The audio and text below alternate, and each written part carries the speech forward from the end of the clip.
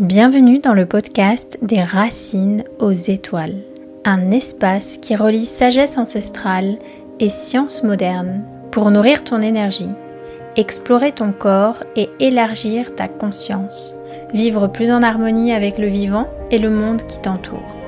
Je suis Anaïs Beltran, naturopathe holistique, artiste et alchimiste du vivant. À chaque épisode, parfois accompagné d'un invité, je te partage des clés concrètes pour mieux t'écouter, t'aimer, transformer tes relations et te réaliser dans chaque dimension de ton être.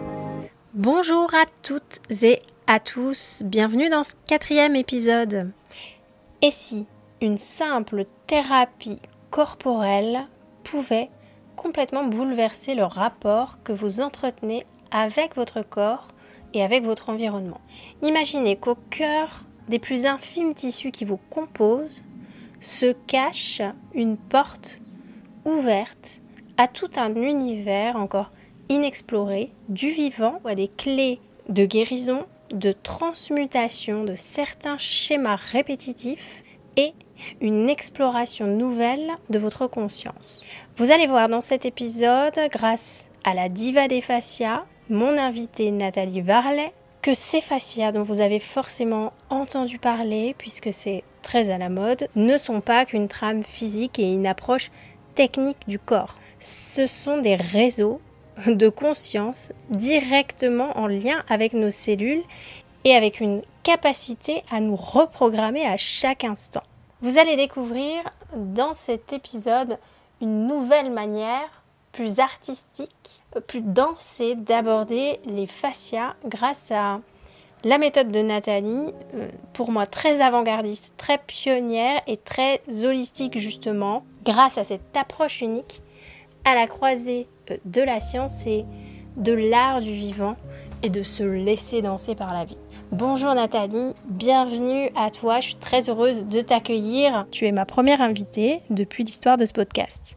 Bonjour Anaïs, bonjour à tous. Pour déjà planter le contexte, on s'est rencontrés en 2024 sur l'île d'Ibiza, que tu habites toute l'année, au soleil, dans la douceur, mais la puissance aussi, puisque c'est une île qui transforme pas mal.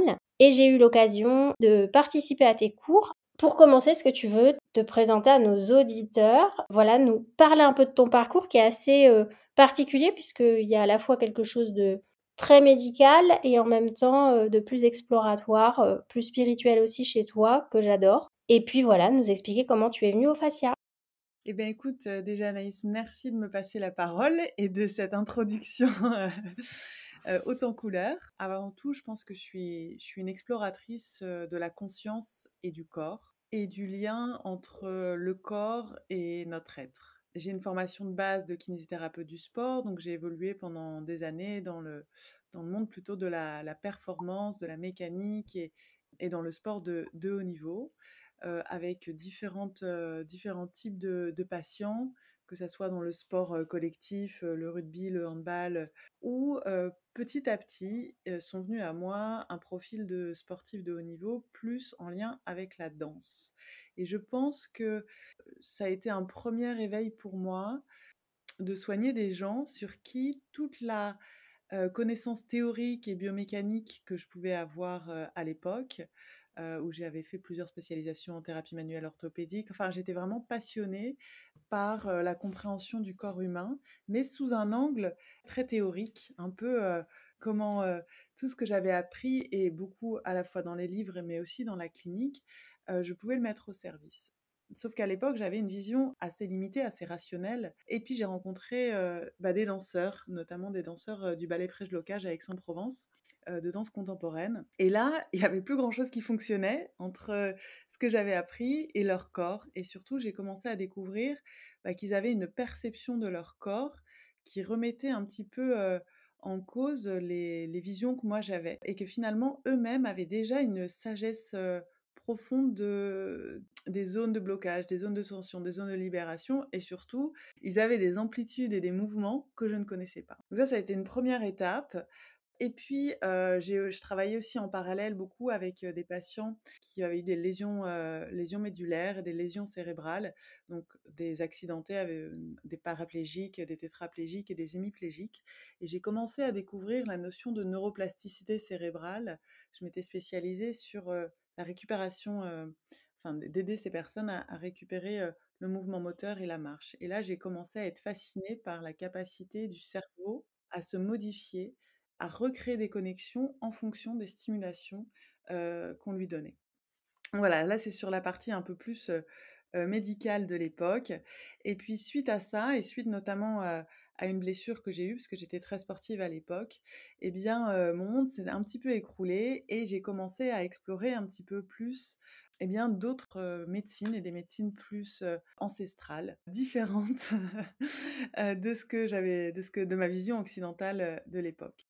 Donc j'ai changé pendant des années en étant initiée à ces pratiques-là, et en rentrant en France, il a fallu que je recolle un peu les morceaux, et que je développe moi une approche personnelle pour comprendre en fait ce lien entre le corps, les mondes subtils, les mondes inconscients et la spiritualité. D'accord. On peut peut-être préciser justement que dans le chamanisme, il y a cette particularité à faire le lien toujours, ce pont entre le visible et l'invisible et à quel point les plantes alors au-delà même des plantes, extraordinaires, hein, même les plantes locales, je ne cesse de le rappeler, sont toujours branchées un peu sur cette conscience universelle qui nous permet aussi d'élargir, nos champs de perception, nos champs du ressentir et qui nous ramène aussi au corps. Donc toi, du coup, ce que tu nous expliques, c'est que ce voyage, cette exploration du monde du chamanisme, des sagesses ancestrales reliées au vivant, mais aussi de manière spirituelle,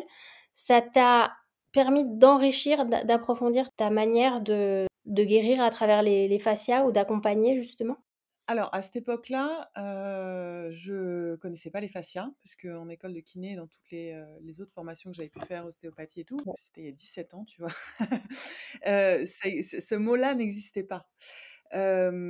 Donc ça a été un peu, si tu veux, pour moi, des phases qui ont été à la fois ou très mécaniques, à la fois très spirituelles avec le monde plus, des plantes maîtresses, toutes ces initiations et le chamanisme, et ensuite il y a eu tout un parcours pour comprendre, en fait, quel était le lien entre le corps physique et le monde spirituel, et c'est là que j'ai commencé un peu plus, grâce à mes patients, hein, notamment, à comprendre cette connexion qu'il pouvait y avoir déjà à l'intérieur du corps, à travers les fascias, et comment, ces fascias interagissaient, enfin comment notre corps interagissait avec, le monde spirituel. Donc ça, si tu veux, je l'ai fait en plusieurs étapes.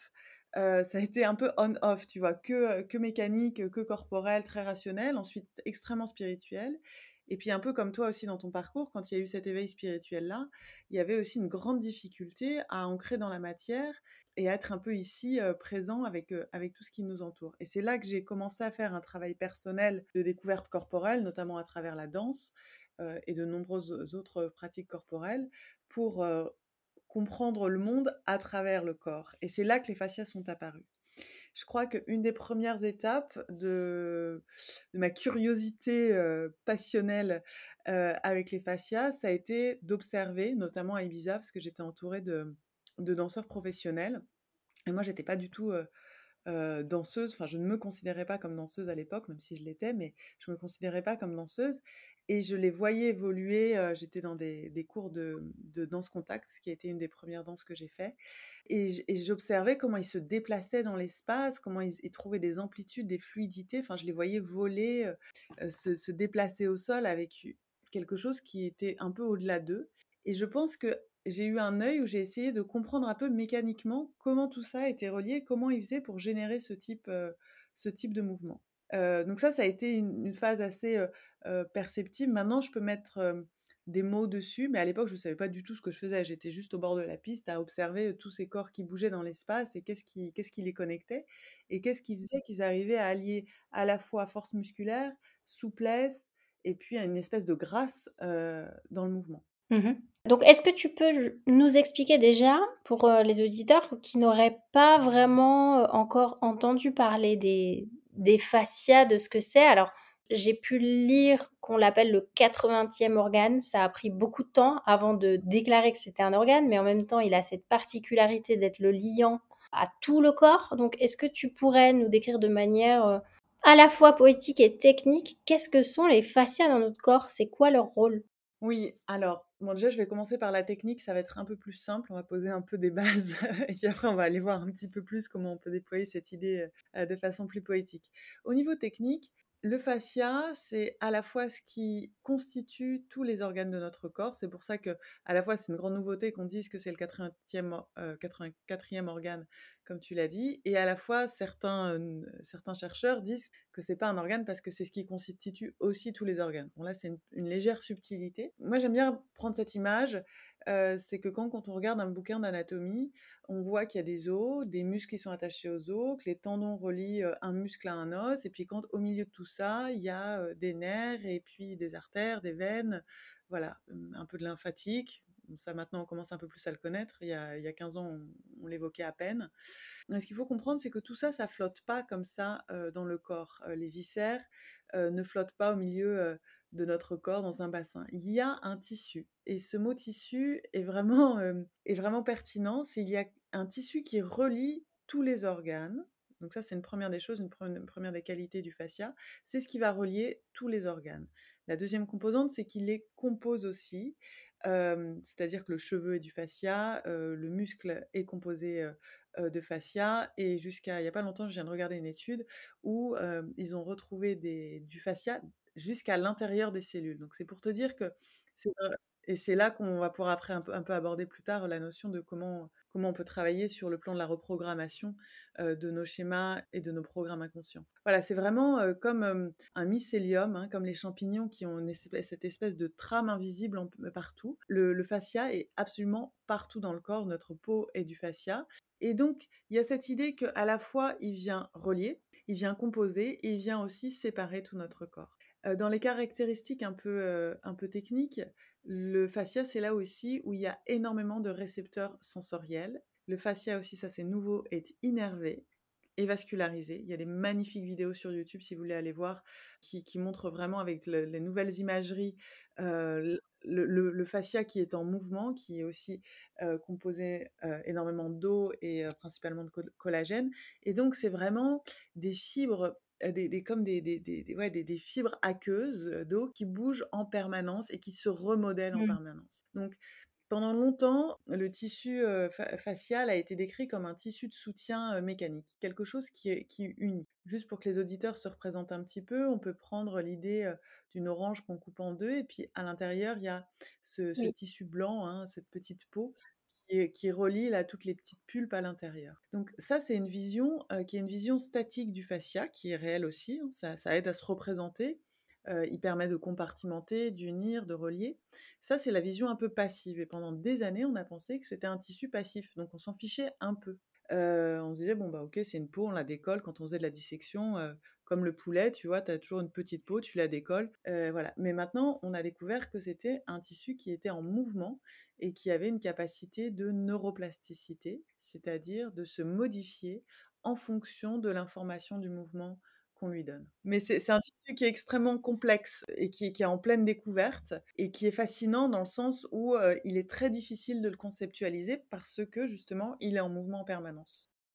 Ça me fait penser un petit peu à ce qu'on dit en physique quantique, quand on explique que la matière, en fait, est beaucoup plus malléable et beaucoup moins solide que ce qu'on peut penser, en fait. Parfois, on a cette impression que les choses sont très solides, mais aussi par le pouvoir de l'esprit, de l'intention, on peut plus facilement modifier la réalité et voir la matière se transformer. Est-ce que tu feras un lien justement entre les fascias et tout ce domaine encore inexploré de la physique quantique?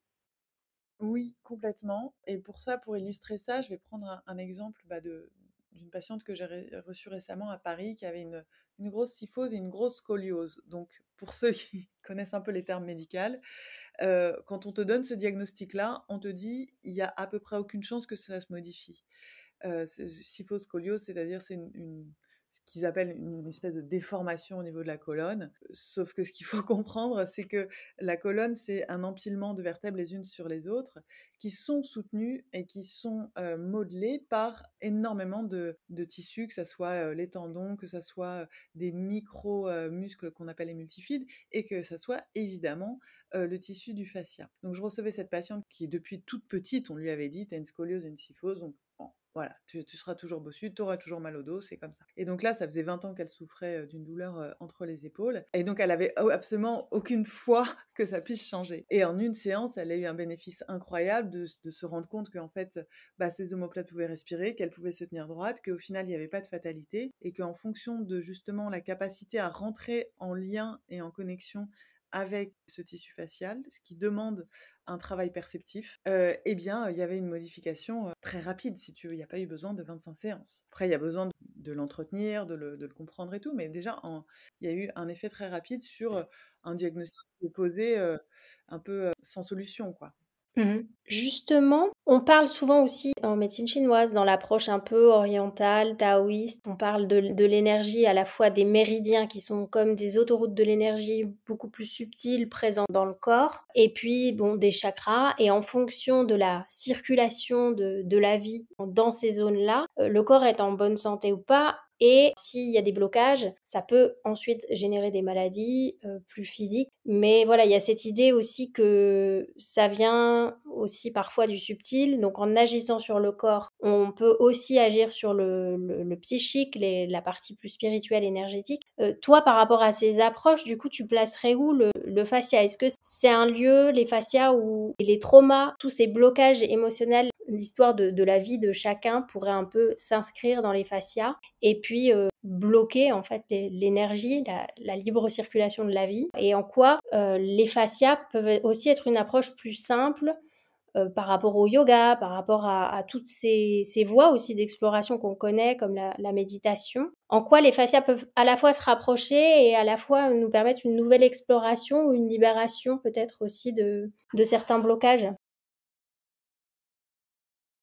Oui, pour reprendre un peu cette idée des fascias comme bibliothèque, moi j'aime utiliser cette idée que notre corps est une bibliothèque, une encyclopédie de mémoire. Et ça, c'est quelque chose qui m'a vraiment fascinée, c'est de me dire, ok, je comprends cette idée-là, mais comment ça marche au niveau corporel? Où est-ce que ça se loge en fait? Alors maintenant, on le sait, en tous les cas, moi je peux le dire par l'expérience clinique, et bien qu'effectivement, dès qu'on vient se mettre en lien avec ce tissu du fascia, eh bien on a accès à des émotions, à des sensations, à des perceptions, à des mémoires de notre inconscient. Comme je l'ai dit, le fascia est majoritairement constitué d'eau, on sait que l'eau porte des mémoires, donc c'est pour moi un des vecteurs de circulation de ces mémoires-là et une porte pour avoir accès justement à ces mémoires. En ce qui concerne un petit peu les traumas ou le stress aussi, par exemple, hein, chaque petite contrariété ou stress que l'on va avoir accumulé, on le sait très bien, notre posture va être liée à la situation que l'on vit. On va avoir tendance à être rejeté, bon, les épaules vont être plus recourbées, on va baisser un petit peu la tête, et tout ça, ça vient s'imprimer dans notre mécanique corporelle. Donc ça, c'est juste pour expliquer un petit peu mécaniquement qu'est-ce qui se passe. Je pense qu'on comprend très bien quand on est joyeux, rayonnant, eh bien on va avoir une ouverture au niveau du thorax et le fascia va s'ouvrir à ce niveau-là. Dès qu'on va avoir un stress, il va y avoir quelque chose qui se replie au niveau du diaphragme et ça va générer un certain type de posture. Donc ça, je pense que ça permet de comprendre assez simplement le lien entre la posture physique, mécanique, et ce que l'on peut vivre sur les plans plus émotionnels, relationnels avec la vie. À partir de là, effectivement, il va y avoir des zones de restriction de mobilité, donc des endroits où le tissu facial va plus coulisser. Là où ça coulisse plus, c'est qu'il y a une zone qui est en restriction de mobilité. Et donc effectivement, à partir du moment où on va venir permettre de créer un espace d'écoute et de sécurité aussi, je vais expliquer comment on crée cet espace de sécurité dans le corps après, eh bien, la mémoire, que ça soit une mémoire de notre quotidien ou une mémoire plus ancienne qui est en lien avec des plans plus subtils, va pouvoir se déplier et le fascia va se retrouver une dynamique de mouvement.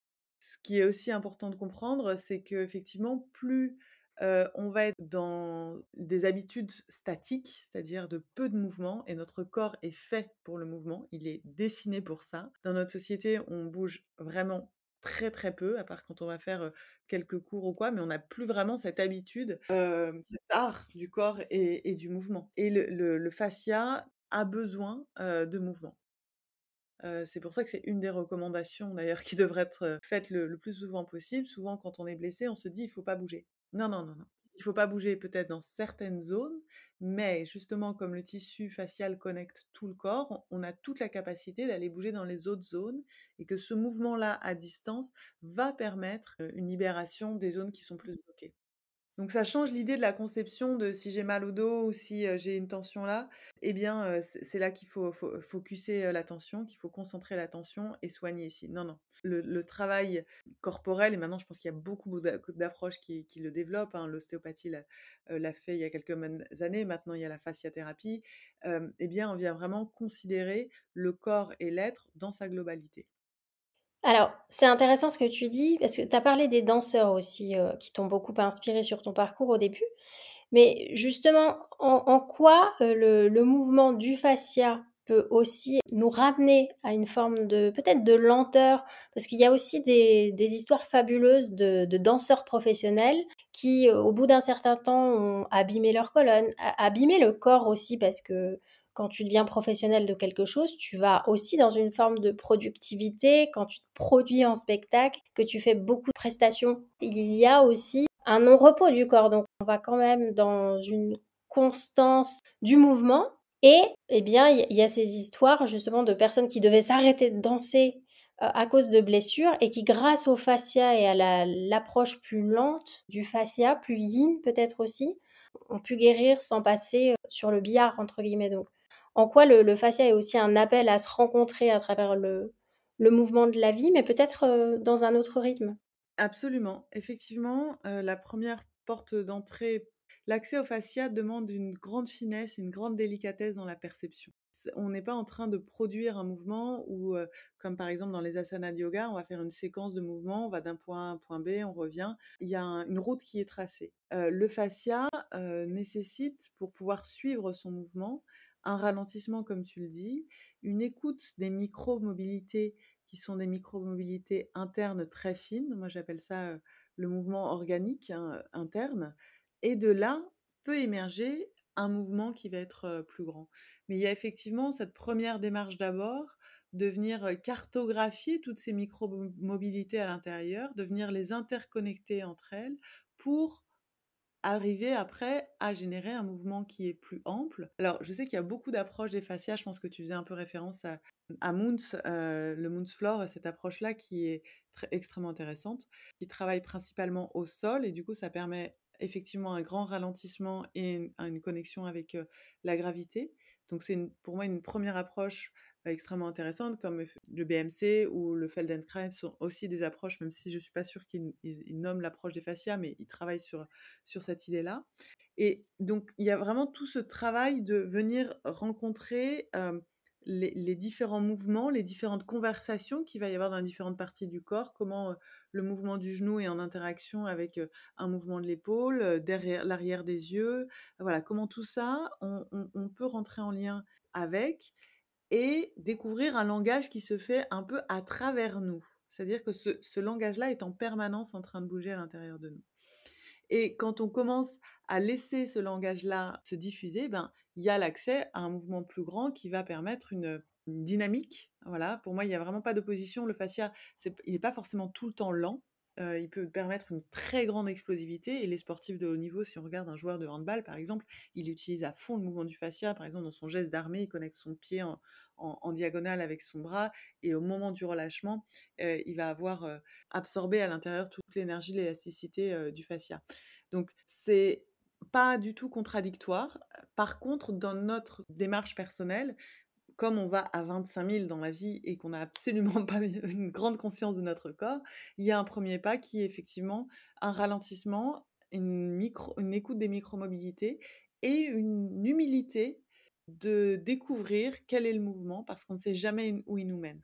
Il y a cette idée vraiment là que le fascia, quand on le suit, amène dans des chemins non tracés.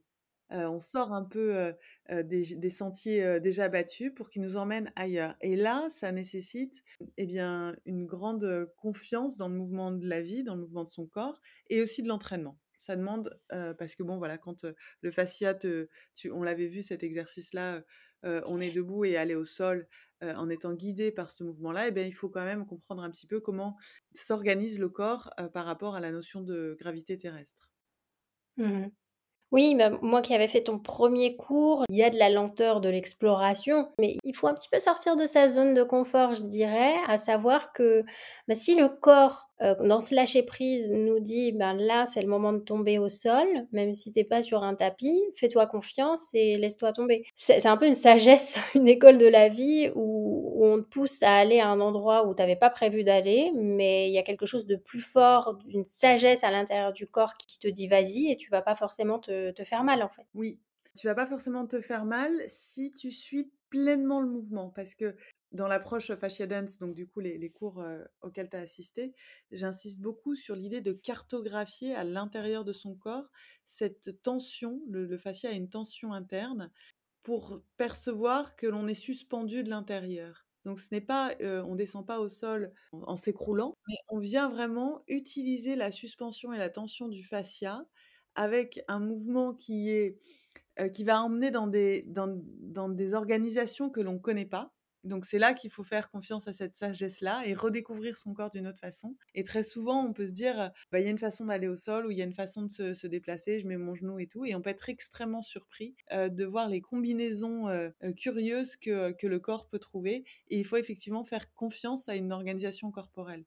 Le truc, c'est que dans notre société, quand on était petit, on jouait à tout ça. Alors, on faisait des galipettes, on faisait des roues, on se détendait les jambes en l'air, voilà, c'était naturel. Et dans notre éducation, on a été coupé de ça. Donc, il y a un énorme travail de manque de confiance dans notre capacité corporelle, où on Mmh. est devenu à générer toujours le même type de mouvement. Donc, quand le corps nous offre un mouvement qu'on faisait quand on avait 4 ans avec un corps qui était un peu différent et que maintenant on a, on a un âge un peu plus avancé, ben, il faut retrouver la route et puis lui faire confiance. Oui et comme tu dis, bon, ça demande de l'humilité, mais aussi de la confiance parce que, enfin, moi, quand j'étais jeune, j'avais une proprioception, de la souplesse, c'était facile et naturel et spontané, mais vu que la tête a pris beaucoup de place après, les études, voilà, l'intellect aussi est beaucoup valorisé dans nos sociétés, un petit peu moins que le corps. On est assis sur des chaises, on n'utilise pas du tout les dernières parties, du corps alors que, bah, dans certaines cultures, ils mangent en permanence aussi dans des postures beaucoup plus organiques et bonnes pour les articulations. Donc, on est un petit peu propulsé dans un monde adulte, complètement déconnecté de cette sagesse de l'enfant. Et quand on revient, en tout cas moi quand je suis revenue au fascia, j'ai pris conscience de certaines zones qui étaient mortes dans mon corps. Et pourtant, je suis yogi, je fais du qigong. Enfin, il y a des choses que j'ai explorées, mais le fascia, comme tu dis, il te permet d'aller dans des profondeurs encore plus subtiles, qui pour moi sont une véritable connexion à une sagesse plus grande, des étoiles, tu vois, toutes ces vibrations qu'on n'a pas forcément explorées encore, qui sont infinies. Et en fait, tu te rends compte que tu peux contacter ça à l'intérieur de ton être et que tu peux explorer des nouvelles parties en fait de l'être. Je sais pas si toi tu peux expliquer comment les fascias peuvent nous amener à tout ça? Si bien sûr tu partages mon avis, mais Oui, oui, bien sûr, je partage complètement ton avis. J'imagine en fait les auditeurs qui nous écoutent, entre ceux qui ont déjà eu une expérience des fascias et ceux qui n'en ont pas eu, ça peut paraître très curieux toutes ces idées-là. Et peut-être je vais prendre l'exemple des séances, donc pas des cours. Donc dans les cours, c'est un travail où on va individuellement reconnecter ce mouvement-là, mais plutôt des séances de fasciathérapie où en fait, donc c'est moi qui vais générer c'est moi qui vais bouger le corps en étant en lien avec le mouvement des fascias. Donc la personne est plus passive et plus dans une capacité d'observer en fait ce qui se passe. Et la particularité, c'est que quand on commence à ressentir l'unité du corps, que le bout d'orteil est connecté à un cheveu qui traîne et à une histoire dans un coude, il y a une espèce de curiosité et d'évidence. C'est comme si, même pour des gens qui n'ont pas eu d'expérience spirituelle avant ou qui ne croient pas à tout ça, c'est là, c'est concret, c'est présent, c'est vivant à l'intérieur. Et donc, ce mouvement-là à l'intérieur, on peut pas le nier. On peut pas le remettre en cause. C'est réel parce que c'est physique. Et de là, effectivement, chaque mouvement raconte une histoire. Chaque micro-mouvement, chaque petite sensation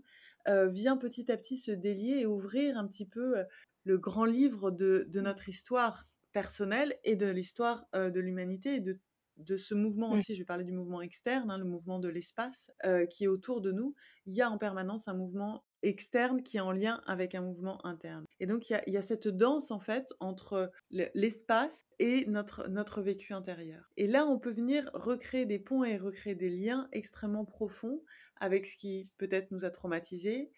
Et qu'est-ce qui nous a traumatisés, les blessures profondes, que ce soit les blessures de notre enfance, que ce soit les blessures de l'âme, que ce soit des schémas programmés depuis d'autres dimensions. Et bien là, quand il y a cette sensation d'unité à l'intérieur du corps, il y a une confiance, il y a une sécurité, et on peut s'ouvrir. Cette douleur-là peut prendre une autre place dans notre système parce qu'elle est reliée. Si ça te parle, ce que je dis. Oui, oui, totalement. Bah, c'est une forme de transmutation où tu pars aussi du personnel, donc du physique, comme tu dis, du concret, où tu peux aussi ensuite relier ça sur des plans de conscience qui nous concernent tous. Quand tu parles de blessures originelles aussi, on est tous traversés par ça, et de là naissent aussi toute l'histoire des relations humaines. Donc ça crée aussi des nouvelles relations à l'intérieur de nous, mais ça nous permet aussi d'explorer ensuite une autre manière d'entrer en relation avec le monde, ce qui ferait beaucoup de bien peut-être à l'humanité, puisqu'on est de plus en plus connectés. J'ai l'impression, en tout cas grâce au téléphone. Mais est-ce qu'on n'a pas perdu justement cette intelligence organique et cette connexion, cette danse avec l'autre, tu vois, de manière plus subtile? Que moi, en tout cas, j'ai eu la sensation que le fascia me redonnait dans la relation à moi-même et à l'autre, et j'irais même plus loin, à un mur, puisque quand tu nous fais des cours, donc on peut aussi explorer au sol, on peut explorer avec les autres participants, mais aussi il y a eu des exercices fabuleux où moi, enfin grâce à toi, je regarde plus du tout les murs de ma maison de la même manière, c'est-à-dire que je peux aussi entrer en contact avec plein de parties de mon corps, dans mon dos, derrière ma tête, que bah en fait j'ai pas l'habitude de toucher. Si elles sont touchées par quelqu'un d'autre, oui, je peux entrer plus en relation avec ces zones-là, mais moi pour aller les chercher derrière, c'est compliqué. Le mur me le permet. Oui, absolument. En fait, pour moi, je vais peut-être être un peu ambitieuse en disant ça, mais le fascia est un tissu relationnel. C'est un tissu qui nous relie à l'intérieur, à notre histoire, qui nous relie à l'extérieur, qui nous relie aux autres, et nos plus grands traumas, ils viennent de la relation. Faut être très clair, à l'autre. Cet autre qu'on a tant envie d'aimer, mais avec qui on a tant d'incapacité à nous relier. Et c'est pour ça que dans les cours, moi j'aime beaucoup travailler à deux, à trois, mais on avait fait un travail en groupe pour sentir en fait comment le mouvement de l'autre, mon mouvement, vont commencer à interagir. Et là, je parle vraiment en termes de neutralité, c'est-à-dire le mouvement en tant que tel a son propre langage. On squeeze le mental de savoir ce qu'on est en train de faire avec telle personne ou quoi, et on vient laisser vraiment le mouvement converser. Donc il y a effectivement cette conversation avec l'autre, cette conversation avec l'espace. Donc justement, on part de choses très physiques, très concrètes, le mur, le sol. Et comme tu dis, moi ce que j'adore avec le mur et le sol, c'est que ça nous donne accès à une chose qu'on ne voit pas, qui est notre dos. C'est la seule partie de notre corps auquel on n'a pas accès par la vision. Et c'est là où se loge énormément, énormément de mémoire inconsciente, énormément de mémoire refoulée. Et bah, c'est là où aussi, c'est quand même le mal un peu de notre société où les gens ont mal au dos, et c'est pas sans raison. Mm. Et du coup, le travail avec le sol, avec le mur, permet de donner une référence sensorielle et perceptive pour venir recontacter ces zones-là oubliées de notre corps et leur redonner une surface. Voilà, il y a une surface, une interaction, alors qu'on n'est pas en interaction avec notre huitième vertèbre thoracique. Je pense que très peu de gens connaissent le mouvement de leur huitième vertèbre thoracique. Et donc, on a besoin de références. Et de là s'ouvre tout un champ de possibles et de magie, parce qu'on vient commencer à jouer comme si, avec le mur, comme si c'était un enfant qui roulait sur un autre enfant. Et surtout, ça change notre perception aussi de l'espace. Et quand on change notre perception de l'espace, eh bien, on vient de changer notre perception de nous-mêmes et de notre relation au corps et à son mouvement. Mm. En quoi, justement, ces exercices-là peuvent à la fois ramener de l'amour de soi, mais aussi peut-être explorer des nouvelles voies de communication, de complicité peut-être avec l'autre quand on est en couple? Est-ce que tu as des couples qui viennent faire tes cours? En quoi tes cours, particulièrement, est-ce que toi tu as développé, peuvent à la fois aider un couple ou nous aider à avoir plus confiance en nous, à ramener de l'amour pour nous-mêmes? On peut parler du couple, mais pour moi, le couple est une forme de relation à 2, où on va expérimenter une forme d'intimité relationnelle. Mais moi, j'aime beaucoup, en fait, qu'en fait, on se rencontre aussi à travers le langage corporel avec des inconnus, quoi, et que de là naissent la relation et une intimité qui est tout autre, justement qui, casse un peu les murs de la relation amoureuse, de la relation sexuelle et on se dit: «L'intimité, on la vit que dans cette sphère-là». Moi, j'aime, en fait, qu'en tant qu'humain, on puisse se relier dans une perception profonde, dans une intimité qui n'a pas besoin d'être, évoquée par les mots et qui n'a absolument rien à voir avec une relation de type amoureuse, même s'il peut y avoir de l'amour dans ce langage-là, ou, une relation sexuelle et ça ouvre le champ de l'amour. Enfin, en tous les cas, c'est pour ça que j'aime tellement ces espaces-là, c'est qu'on a énormément, divisé la notion de l'amour. Alors il y a l'amour Ouais. divin et puis il y a l'amour amoureux et puis il y a l'amour envers son enfant ou envers sa famille. Mais en fait, ça, c'est la même essence que l'on peut vivre de plein de façons différentes et on a un peu brimé, la notion d'intimité. La notion de: «Oh là là, je sens ton épaule, elle est contre la mienne, elle bouge» et là, il y a un langage et il y a quelque chose qui se passe où après on regarde la personne, on s'est rencontrés, point, à travers une épaule et ça, moi, je trouve que c'est réenchanter un peu, nos relations. D'arrêter de les penser, il y a plein de techniques et de pratiques qui sont très intéressantes, pour travailler sur la relation. Moi, j'aime j'ai cette âme d'enfant et cette curiosité-là. Je trouve que c'est une forme de relation qui est très saine et qui, justement, nous redonne, tu vois, quand tu parlais de confiance, nous redonne confiance en nous et dans la relation, en fait. De se dire: «Bah, je peux être avec lui à travers un coude qui est en train de bouger et de le sentir à travers un transfert de poids, mais quelle grâce!» Et puis après pour prendre un exemple de comment, à travers le corps, on peut travailler sur certains de nos schémas, j'ai envie de prendre un exercice que j'ai proposé lors du dernier stage, en août.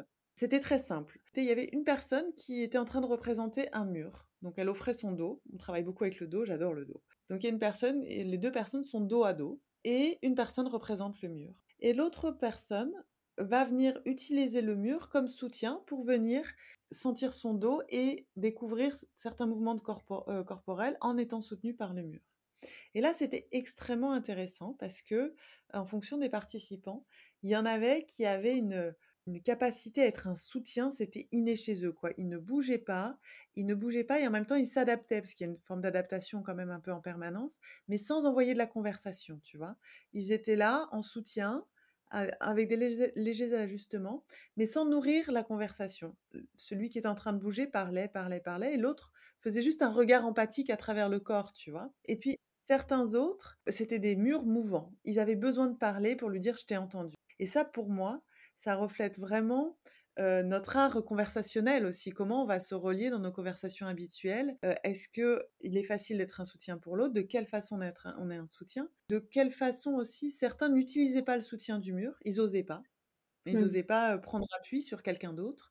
Donc là, ça montre aussi nos schémas de: «Ah bah non, mais j'ai peur de mal faire, je» et voilà et donc du coup, quand on vient petit à petit, juste à travers le corps, travailler ces axes-là et ben, il y a des compréhensions plus profondes et surtout, on peut se dire: «Ah ouais, non, mais en fait, je peux soutenir. Je peux être quelqu'un de fort qui peut permettre à l'autre de se déposer ou au contraire, je peux me déposer sur l'autre. J'ai pas peur que ça s'écroule, autour de Mmh. moi». C'est tellement simple, mais en fait, notre mouvement corporel exprime énormément de nos schémas, mentaux, psychiques et émotionnels. Oui, c'est clair. Et alors, si on revenait un petit peu à toi, Nathalie, les fascias, qu'est-ce qu'ils t'ont appris sur toi-même, sur ta propre vie et dans ton chemin spirituel? Alors, peut-être il y a quelque chose qu'on n'a pas évoqué, c'est que je suis aussi, facilitatrice de constellations systémiques transpersonnelles. Attention, mot barbare. Oui, tu peux me traduire? Donc l'idée, c'est de venir travailler et libérer et mettre, en paix les schémas inconscients, mais à partir justement là d'un travail qui est plus quantique, qui est pas, au niveau corporel. Là, jusque-là, j'ai partagé beaucoup sur, la conscience corporelle, mais il y a aussi tout ce travail avec les dimensions et avec des entités qui peuvent, avec lesquelles on peut avoir des liens, des histoires et qui vont, automatiser certaines de nos habitudes, de nos schémas, de nos relations. Eh bien moi, ce que ça m'a permis, le travail de du fascia, de cette conscience corporelle et ben, c'est d'avoir une capacité à être pleinement là, en lien dans mon corps, sur le plan terrestre, en étant aussi pleinement en lien avec un travail, multidimensionnel. Avec le chamanisme, eh bien, j'avais pour moi des crashs, quoi, des crashs cosmiques où je ne comprenais pas ce qui se passait. J'avais énormément de perceptions, énormément d'informations qui m'arrivaient, mais j'étais incapable de les intégrer.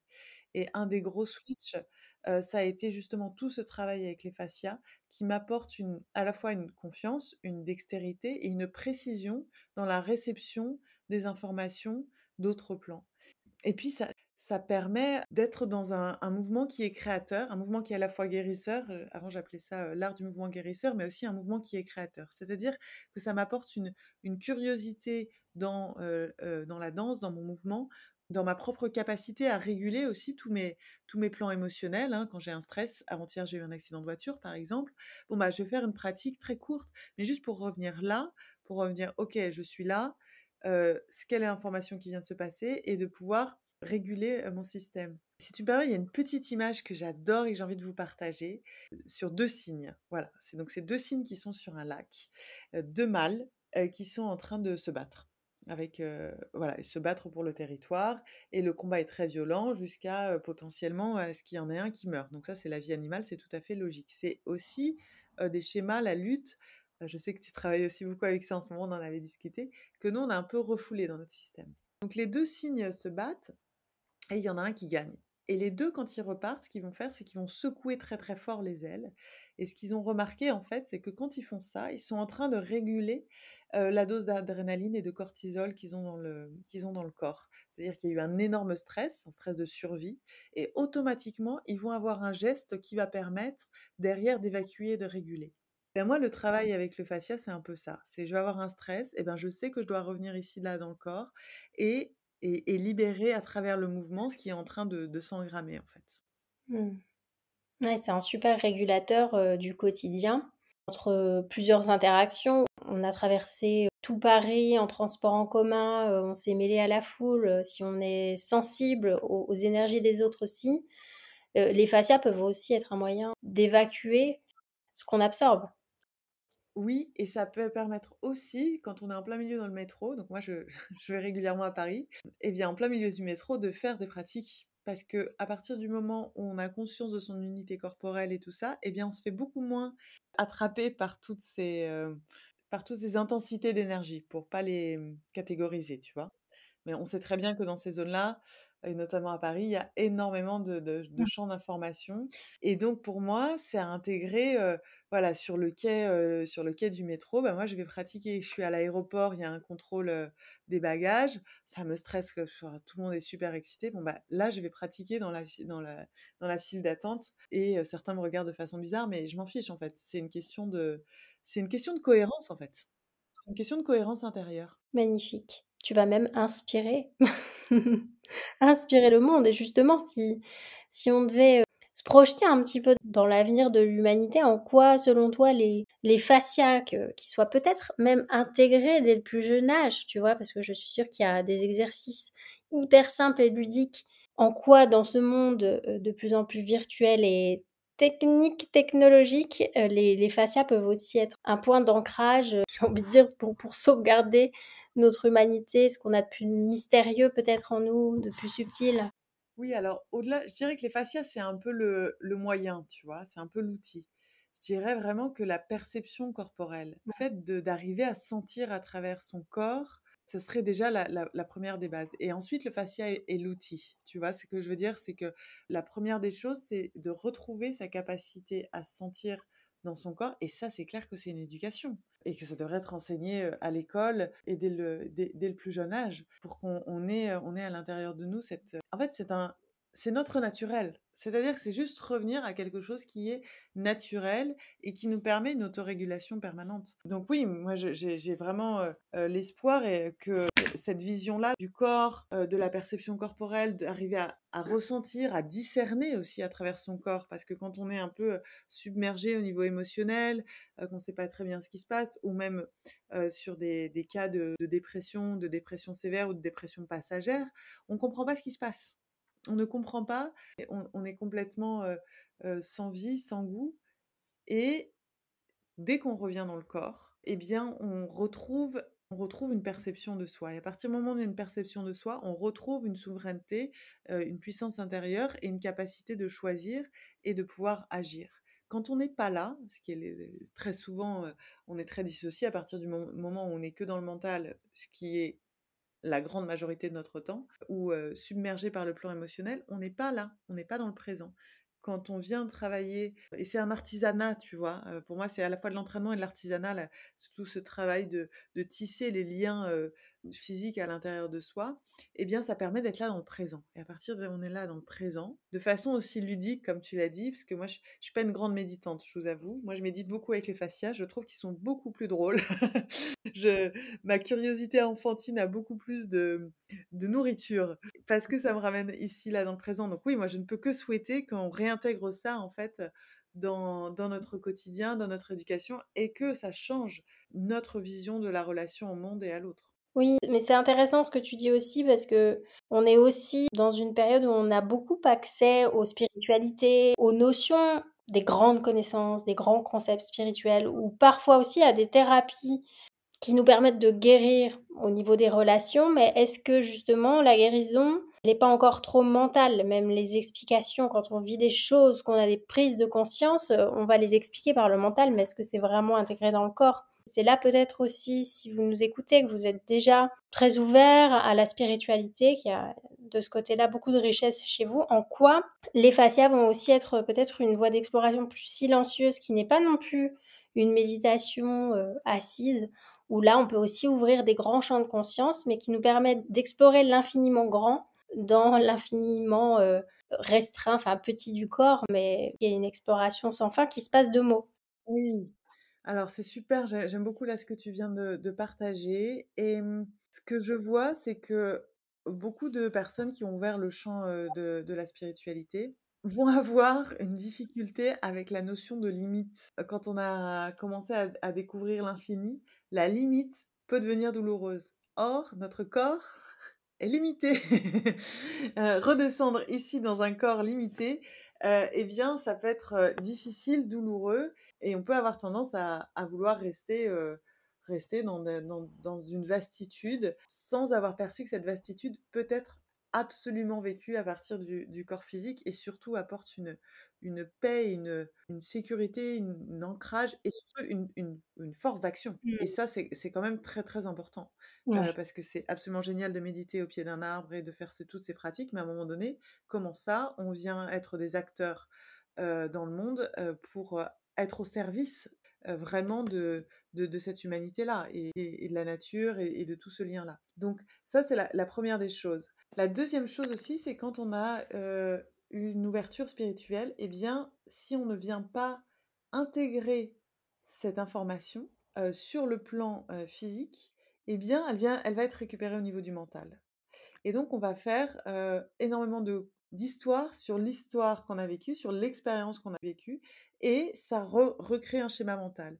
Ça, pour moi, c'est un point clé, que ça soit sur tout ce qui va être thérapie psychologique, spirituelle, quantique, voilà. C'est qu'il faut absolument derrière un travail d'intégration au niveau corporel pour que cette information puisse être reprogrammée au niveau cellulaire dans notre corps, et que derrière, il y ait un vrai changement qui puisse s'opérer. Combien de fois, et moi j'étais un exemple, j'étais vraiment ce type d'exemple, j'avais compris énormément de choses et eu énormément d'expériences spirituelles, et pour autant dans ma vie concrète, je répétais toujours la même chose. J'avais toujours le même type de relation amoureuse, j'avais toujours des difficultés, eh bien, à impulser un travail qui correspondait vraiment. Et bien tout ça, c'est parce qu'il n'y avait pas eu d'intégration au niveau corporel. Donc pour moi, c'est aussi une redescente du divin au corps, ou du corps au divin. On peut aller dans les deux sens. Mais par contre, faut toujours passer par le corps. La voix du Tao, quoi. Merci, c'est passionnant. On est déjà à 56 minutes d'épisode. Alors, ce que je propose, c'est que tu nous donnes un petit peu tes actus si les auditeurs veulent te rencontrer. Alors, ils auront la possibilité de venir te voir à Ibiza sur cette île merveilleuse, mais aussi tu donnes des cours en ligne. Tu fais des stages aussi à Paris parfois. Est-ce que tu peux nous partager un peu ton actu, tes différentes activités? Oui, avec plaisir. Alors, effectivement, donc du coup, je vis sur Ibiza, mais je suis quand même très régulièrement, en France. Donc évidemment, si vous venez sur Ibiza, eh bien, on est aussi en train de créer une école de mouvement ici sur Ibiza, avec différentes approches, où moi je donne des cours régulièrement, des séances ici, aussi de thérapie. Ensuite, en ce qui concerne les séances de thérapie, je viens tous les mois et demi à Paris. Donc, il est possible aussi de venir expérimenter cette approche de la fasciathérapie à Paris. Des stages qui sont vraiment des espaces merveilleux pour moi. On vient vraiment explorer toutes ces notions dans l'interaction sur 2 jours. Donc, des stages à 1 heure de Paris. Le prochain, ça sera le 20 et 21 décembre. C'est des stages qui s'appellent Être dansé. Et puis les cours en ligne, effectivement, tous les mercredis matins. Oui, horaire particulier, de 7h à 8h du matin, on se retrouve avec le programme Fascia Danse, qui est un programme qui permet de retrouver sa capacité à créer, à connecter le mouvement qui est créateur à l'intérieur de nous. L'idée, c'est vraiment de créer une routine de 10 minutes par jour de mouvements qui sont les vôtres. Et donc, c'est une approche qui associe à la fois la perception, le travail avec l'espace et un mouvement dansé organique à la fin avec une notion d'improvisation. Il y a des cours tous les mercredis matins. Il y a toute une plateforme d'exercices qui vous permet de piocher comme une valise de pratique pour créer votre pratique tous les jours de façon pratique. Voilà. Même si on est débutant, bien sûr, c'est accessible à tous, tu dirais? Alors, on a tous un corps qui bouge et on a tous un corps qui est dansant. Même s'il y a des zones de restriction, c'est absolument ouvert à tous, oui. Génial. Merci beaucoup Nathalie pour ta présence, ta générosité. Merci Anaïs pour cet espace de partage. Pour tous ceux qui nous écoutent, je vous remercie pour votre présence aussi et je vous dis à très bientôt pour un nouvel épisode. En attendant, prenez soin de vous.